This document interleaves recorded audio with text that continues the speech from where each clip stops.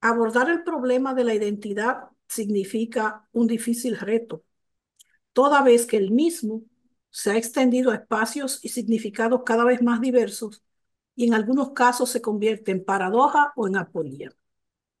El término identidad es polisémico y por lo tanto de gran complejidad.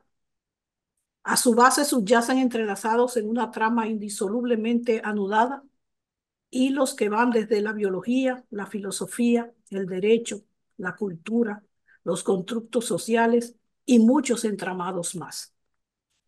En otras palabras, el concepto de identidad está situado en un margen de indeterminación que nos lleva a hacer precisiones para poder cumplir con el objetivo central de esta intervención, que es definir hasta donde sea posible y reflexionar de una manera más o menos unívoca sobre el concepto de identidad para abordar las luchas identitarias. Viendo lo histórico-filosófico del concepto, nos colocamos en el espacio de realización de todo quehacer humano, la historia. Abordamos el concepto de identidad y queremos iniciar el recorrido por el mundo grecolatino, donde la filosofía y el derecho se entrelazan para dar configuración al concepto.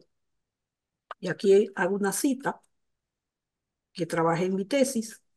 Aristóteles en su Física 2, si hago la cita ahí, nos plantea que la naturaleza es, en primer lugar, conjunto ordenado armoniosamente, en el que cada ser ocupa su lugar y desempeña su función específica y diferencial respecto a los demás. Pero Aristóteles reduplica el concepto al entender que esa realidad omniabarcadora adquiere concreción específica en las diversas clases de entes. Esto es, se diversifica y participa de modo distinto en cada una de ellas.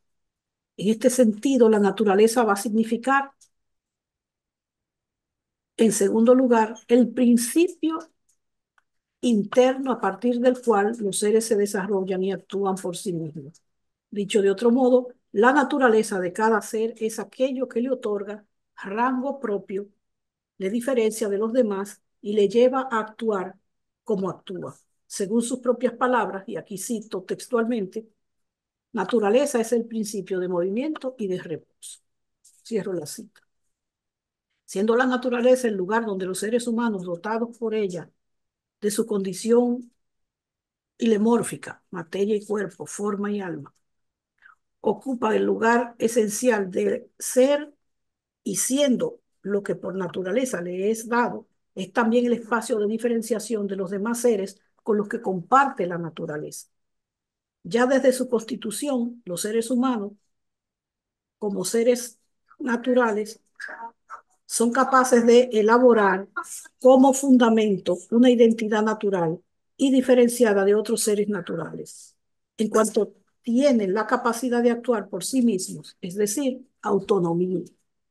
Esta autonomía se realiza en la historia, toda vez que la naturaleza humana es histórica.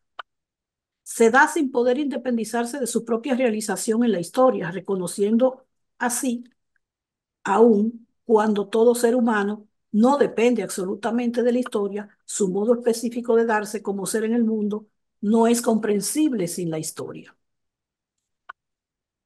Ese ser que situado en el lugar que le da la naturaleza y desde el que se realiza y se diferencia de los demás, adquiere una identidad natural, pero sobre ella, por acciones y relaciones mediadas por la comunicación, irá construyendo identidades, interacciones identitarias.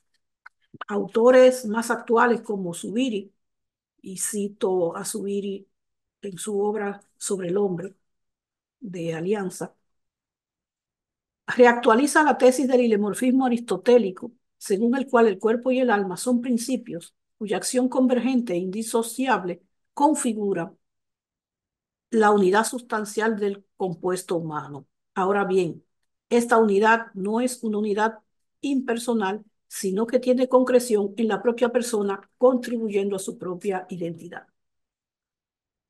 De ella se deriva el carácter fundamental de que cada individuo percibe como vida propia, como la mía, inscrita en la duración de mi tiempo individual. De este modo, La primera percepción de mi identidad es identificarme como ser que tiene y responde por sí mismo a su propia biografía. Esa autopercepción, si seguimos la extensión temporal de nuestra propia existencia, es condición primordial de la propia identidad, entendida como capacidad de percibirse a sí mismo como sujeto, centro y principio unitario de sus propias operaciones, entendida como manifestaciones de su propia, aunque compleja, unidad sustancial. Dicho de otro modo, la identidad es una variable de la percepción de sí mismo como principio eficiente del espectro de operaciones que se derivan y confluyen en toda biografía, su expresividad intelectual, afectiva y práctica. Nuestra propia persona se identifica primero y de modo específico como principio de expresividad y acción propia, concretamente orientada al mundo, a las cosas, a los hechos, a los demás. La forma inicial de manifestarnos como presencia es la de requerir la igualdad de identidad ontológica y orgánica con todos los demás seres humanos. Todos estamos dotados de la misma naturaleza y todos somos sujetos del mismo respeto, como plantea Kant. La segunda forma, de cara a nuestra identidad, es reconocernos en una familia, grupo o comunidad que exige un contorno común y, por tanto, conductas adecuadas a tal interacción. A este talante responden las identidades personales asociadas a las nacionales, continuadoras de las tradiciones familiares, culturales o incluso políticas de las que nos sentimos herederos. Ambas representaciones de la identidad están a la base de los procesos y luchas identitarias.